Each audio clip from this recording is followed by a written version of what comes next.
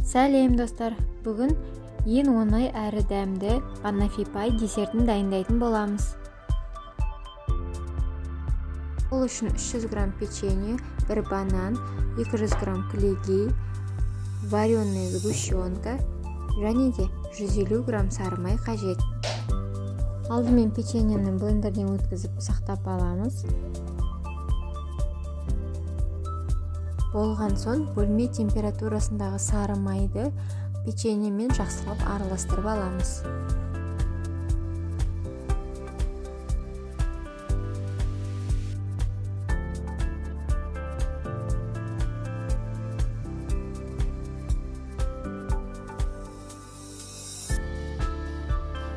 Енді диаметрі 22 см болатын формамызға печеньені нығыздап саламыз. Болған соң тоңазытқышқа 30 минутқа қойып қойыңыздар.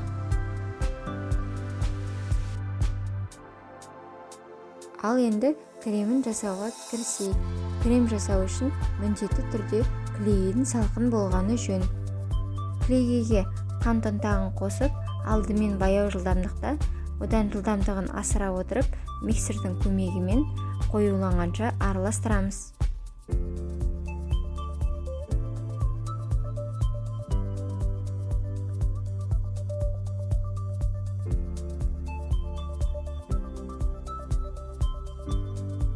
Жарты сағат уақытымыз өткен соң печеньенің бетіне вареная сгущенканы жағамыз.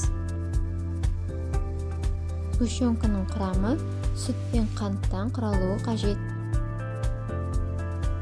Одан соң сгущенканың бетіне бананды біркелкі етіп қойып шығамыз.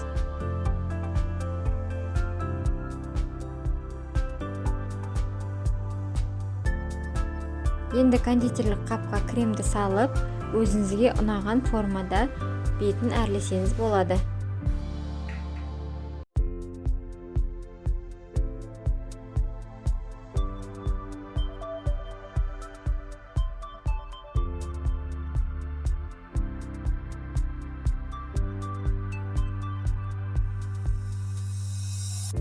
Әрлеп болған соң бетіне әдемілікке какао ұнтағын септім.